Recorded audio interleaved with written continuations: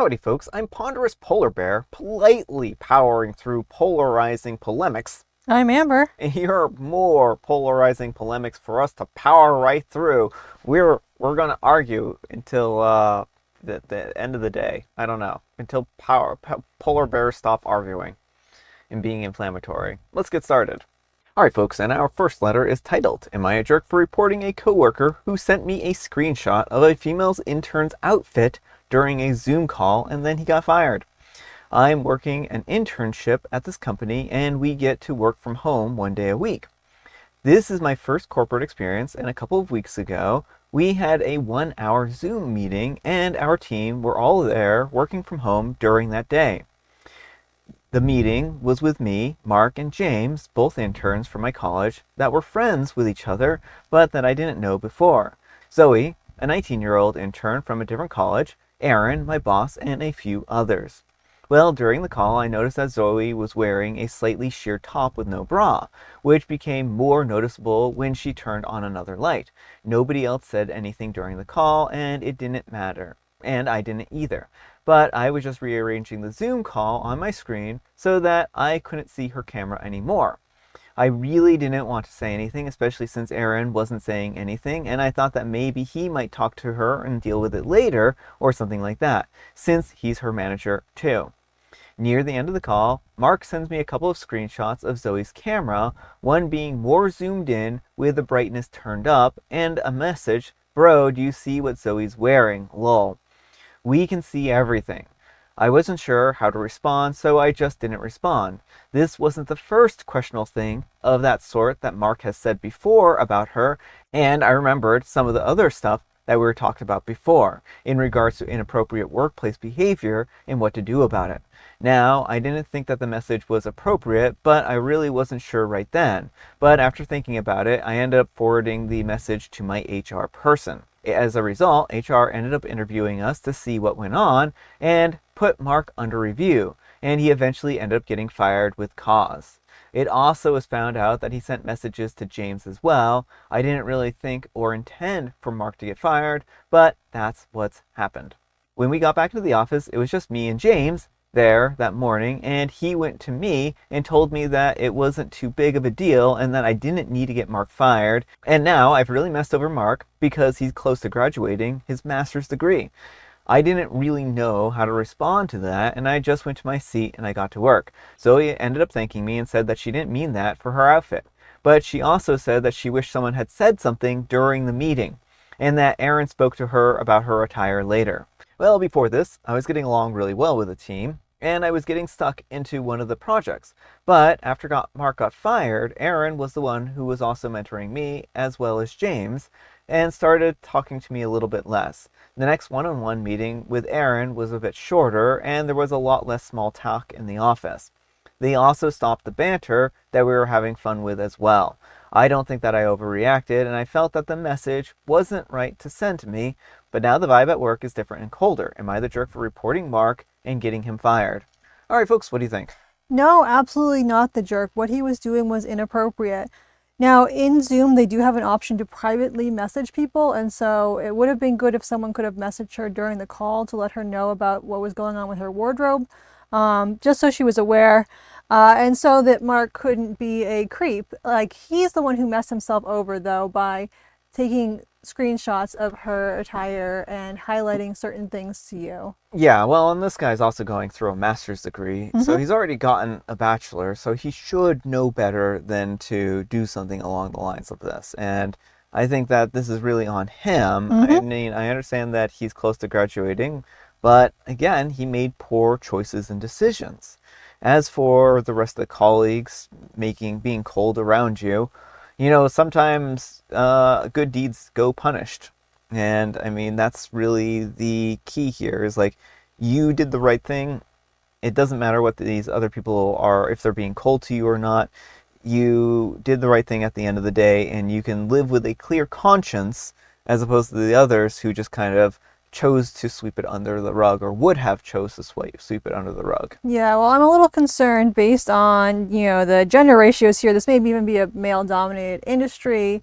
where they have kind of these bro situations, and those aren't good for people. Like, it really needs to be an open and inclusive and not harassing environment. Yeah. And I mean, the only thing that I could have said maybe do a little bit differently, but even that I think is going to be a little bit not the best advice. But they could have talked to Zoe first before reporting him and see if that's what Zoe wanted to do. But again, like, I think OP made the best decision that they could in the moment here, given the circumstances. And because Zoe might have felt a little bit differently about reporting it, but I mean, also. Well, also, but she wasn't the one who got the message sent to her. Mm-hmm. And so I think in that case, like, OP wasn't reporting something that was told to them secondhand. They were reporting something that was directly sent to them. Yeah. So, yeah, I mean, I think that that's really where I stand. But let me know what you folks think. So anyhow, take care and good luck. And Hunter Tank says, rule number 1 of corporate life is never put anything in email or text that you would not want to be seen by the general public. Mark learned this the hard way. Actually, now that everyone has a video camera in their phones, this rule extends to actions and words.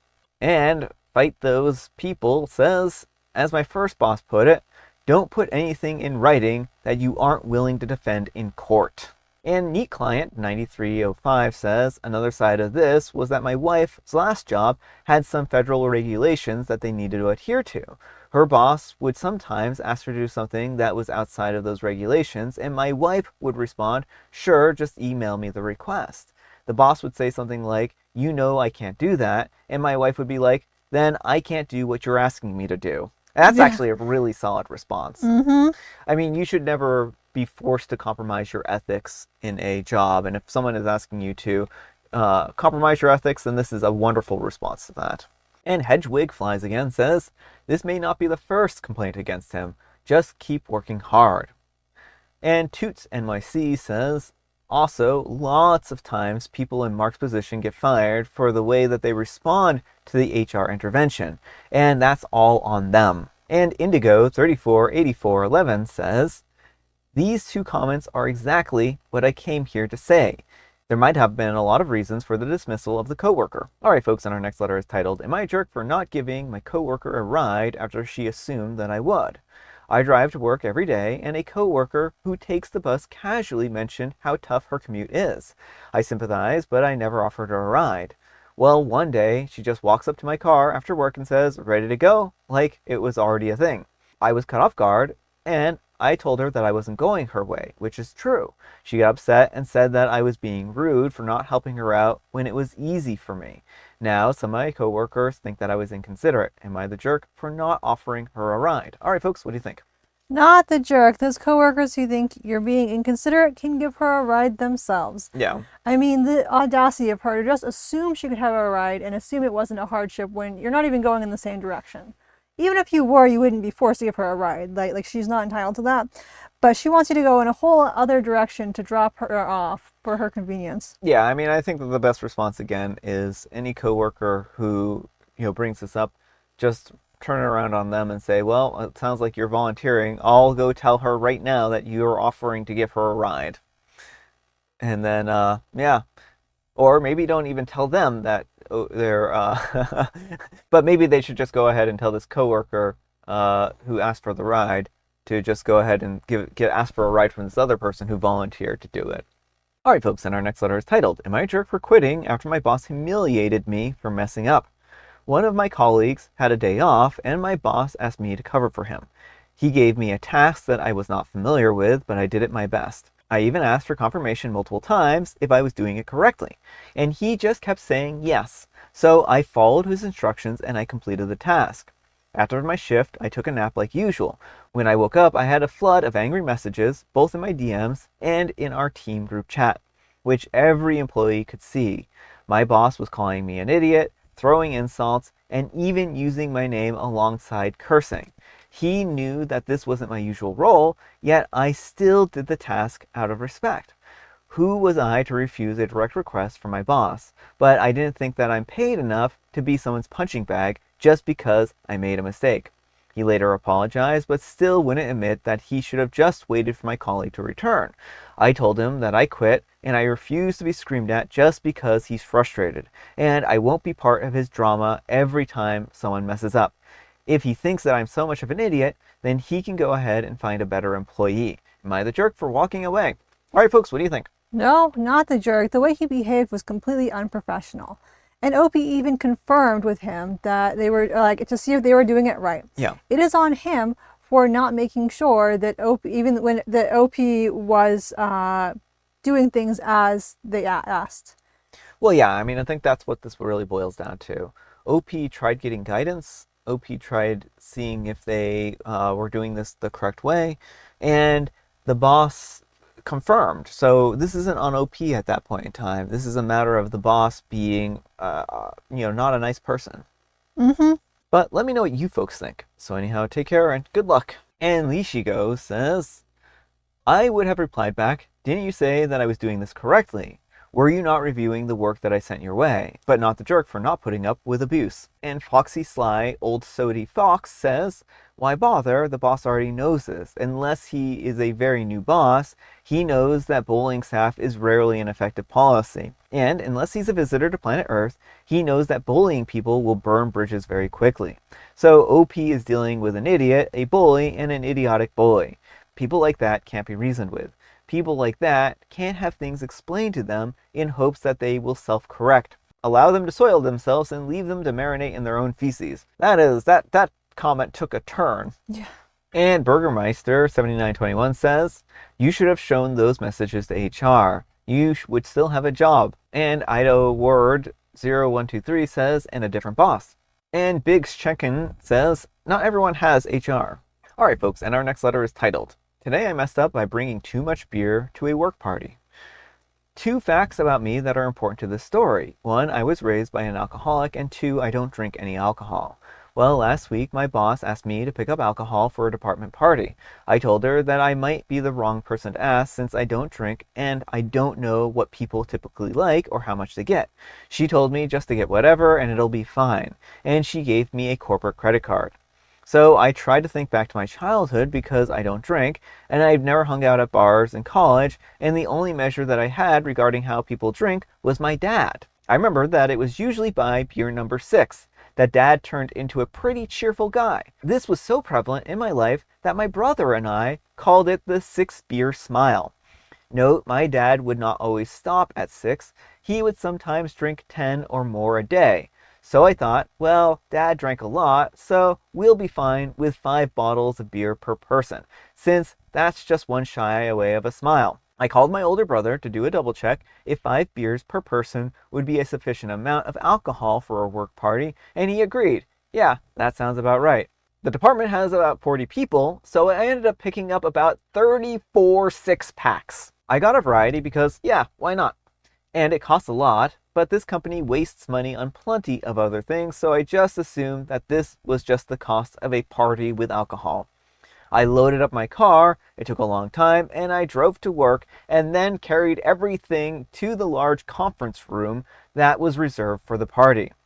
The party was yesterday evening. I really only stuck around for a little bit, made an appearance, I waved hi, and I said something to the higher-ups so they knew that I attended, and then I ducked out and I went home early. I woke up to some texts from my boss today, consisting mostly of, how much did you buy? The party is drowning. And finally, there's more in the cabinets? And yeah, when I initially dropped everything off, I ran out of space on the counter, so I put the rest in the cabinets. I asked a few friends why my boss was freaking out, and they started laughing and reminded me that my dad was an alcoholic, and I probably should have just gotten 2 drinks per person, because that's way more normal for a work party. All right, folks, what do you think of this one? I mean, OP told their boss that they didn't know what they were doing, and the boss is like, you'll be fine. Like, this is what happens when someone tells you they don't know what they're doing, and you just let them go with no oversight. Well, I mean, I think that's really what it boils down to, right? I mean, they tried telling their boss that this wasn't something they had experience with and didn't really know anything about. And I think in the future, the boss will know better than to ask OP to buy beer, or they'll just save it for the next party. Yeah, well, I mean that's the thing. It's like they can always save it for later. Like honestly, I would have no idea how much to bear to buy for a work party. It's like I don't know what people drink. Yeah. I mean, it's really hard. Like 40 people, that's, a number of people. You can't assume that everyone's going to drink and stuff like that. It's a hard calculation to do, right? So, I don't think that OP was like in the wrong or anything like that. I just think that they were a little confused about how much to buy people, and I think that's perfectly fine. But let me know what you folks think. So anyhow, take care and good luck. But folks, let's see what the Wheel of Judgment has to say. Wheel of Judgment, turn, turn, turn. Tell us the judgment that OP's earned. Everyone needs therapy, including me. I don't know what the wheel is on here about. Maybe they need to go to therapy because of their alcoholic father. It could be bringing up some childhood trauma for the wheel. And the wheel is drunk, so I mean. All right, folks, it is tea time. Grab your beverages of choice. I've got some tea right here, and Amber, she has a joke. What song was played when the Volvo made its way down the aisle? The Volvo? Volvo, yeah. The car? Yes, the car. Well, it was the song that was playing was Wrecking Ball. Here Comes the Ride. Oh, that makes sense. And today is National Wedding Planning Day. So go find yourself someone that you want to get married to and plan a wedding with them. Or just plan a wedding in general. You don't have to be getting married. Well, but it's preferable if you find some random person off the street and decide to get married and plan a wedding with them. No. This goes doubly if you're already married. No. And I have licorice spice. That's right, folks. Who should I get married to next? Well, then who should I get married to next? Someone who's rich. That would be convenient, but I think I'm sticking with you. All right, folks, that's all the time we have for today. Thank you so much for watching. Happy Spectacular Saturday, folks. I hope your Saturday is off to a spectacular start. Amber, we need some kind of moral advice and or guidance, and please have it on jobs. If your jobs have unreasonable demands, then it's okay not to do them. Yeah, I mean, I think that's really a good moral there. Thanks so much for watching, and we'll see you all tomorrow. Bye.